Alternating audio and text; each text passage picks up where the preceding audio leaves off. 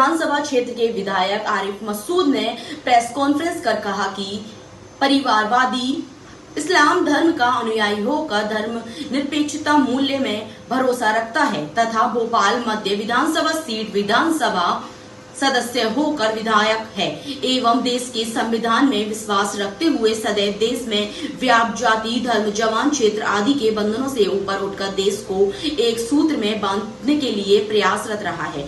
देश की एकता बनाए रखने के लिए निरंतर प्रयास करता रहा है। यह कि परिवारवादी को विभिन्न समाचार वेबसाइट व पोर्टल के माध्यम से आरोपी यति नरसिंह का 29 सितंबर का एक वीडियो देखने के लिए मिला, जिसमें यति नरसिंह द्वारा इस्लाम धर्म के हजरत मोहम्मद के खिलाफ अनर्गल बयान देते हुए कहा गया कि अब तो ऐसे अपराधी पैदा हो गए जिनके सामने रावण का कोई अस्तित्व नहीं है। अगर आज किसी का पुतला जलाना चाहते हो तो सारे हिंदुओं का इस मंच से आह्वान करना चाहता हूं कि अगर आप पुतला जलाना चाहते हैं तो मोहम्मद के पुतले को जलाइए। एक बड़ा गंभीर विषय था जिसको लेके पूरा देश झंझोर रहा है। लगातार हुजूर की शान में गुस्ताखी करने वाले एक के बाद एक लोगों की कड़ी बढ़ती जा रही है और थम नहीं रही, जो ना इंसानियत पसंद और ना संविधान वालों के लिए अच्छी खबर है, क्योंकि ना ये परंपरा रही है कभी ना कभी रहा है। कोई भी किसी धर्म का ना क्रिटिज्म चाहता है ना धर्म के बारे में क्रिटिज्म सुनना चाहता है। जो धर्म का मानने वाला व्यक्ति है वो चाहता है कि उसके मजहब के बारे में कोई ना बोले, और दूसरे के मजहब के बारे में भी जो अच्छा इंसान है वो चाहता है कि उनके मजहब के पेशवाओं के बारे में ना बोला जाए।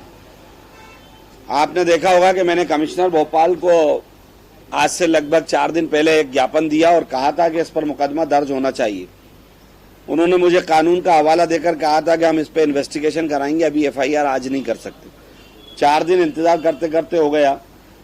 हमने भोपाल न्यायालय में एक याचिका दायर कर दी है कि हुजूर की शान में जो गुस्ताखी जिस व्यक्ति ने करी है उसके खिलाफ मुकदमा दर्ज होना चाहिए और इस तरह का व्यवहार देश के लिए ठीक नहीं है।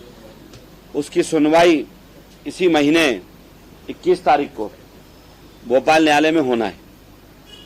उम्मीद करूंगा कि भोपाल न्यायालय में भी हम लोग अच्छे से पक्ष रखेंगे और ये कोशिश करेंगे। हमारे एडवोकेट दीपक बुंदेला ने इस केस की पैरवी करी है और भी आगे तैयारी कर रहे हैं। मुझे उम्मीद है कि यहाँ से मुकदमा दर्ज होगा और भोपाल से जब मुकदमा दर्ज होगा तो देश में एक पैगाम भी जाएगा कि नफरत फैलाने वालों के खिलाफ संविधान कड़ी कार्रवाई करेगा। वो चाहे किसी तरह का भी कोई भी बड़ा व्यक्ति हो चाहे छोटा हो, उसको नहीं छोड़ा जाएगा। इसी के लिए आप लोगों को ये इत्तला देना थी। अब आप बताएं।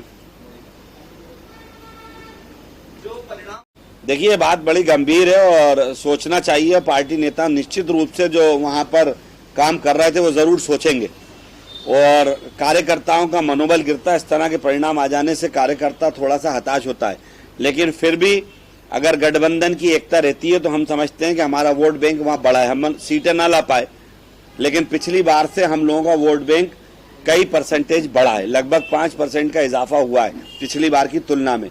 तो गठबंधन का अच्छा मैसेज है और गठबंधन के सभी नेताओं को मैं समझता हूं एकजुटता रहना चाहिए अगर देश में नफरत को रोकना है। मोदी कह रहे हैं कि कांग्रेस नफरत फैलाने के अनोखा आदेश देखने को मिल रहा है मोहन यादव जी की सरकार का। शस्त्र पूजन करेंगे, दशहरा पे शस्त्र पूजन भैया हमेशा से होता रहा है। कौन सी पुलिस लाइन ऐसी है जिसमें शस्त्र पूजन नहीं होता? कौन सा हिंदू धर्म का व्यक्ति है जो अपने शस्त्र, जिसको हथियार है और उसको परमिशन मिली हुई है, वो उसकी पूजा नहीं करता? तो ये नया कहाँ से मापदंड और बिना बात के, क्योंकि मोहन यादव ना तो किसानों को पैसा दे पा रहे हैं ना नौजवानों को रोजगार दे पा रहे हैं, तो बेचारे अब यही करेंगे और कर क्या सकते हैं मुख्यमंत्री बचे रहने के लिए। मैं तो परेशान हूं। मैं आपसे मदद मांगता हूं कि आप सब लोग इतवार आओ रात में गोपनीय ढंग से और भोपाल की पुलिस का आईना दिखाओ कि ये भोपाल की पुलिस जो बड़े बड़े दावे करती है, बच्चियों को सुरक्षित नहीं रखती और ड्रग्स कितना खुला बिक रहा है। आप सबको आमंत्रण करता हूं, आप लोग भेज बदल कर आइए, इतवारा में आइए, खरीदने आइए, 2 बजे रात में आइए, 3 बजे आइए। आपको बहुत आराम से जिस क्वालिटी का ड्रग्स चाहिए वो मिलेगा और प्रशासन के संरक्षण में मिलेगा। अब मोदी जी अगर कह रहे हैं तो उनको पहले सोचना चाहिए कि उनके उत्तर प्रदेश के मुख्यमंत्री क्या कहते हैं।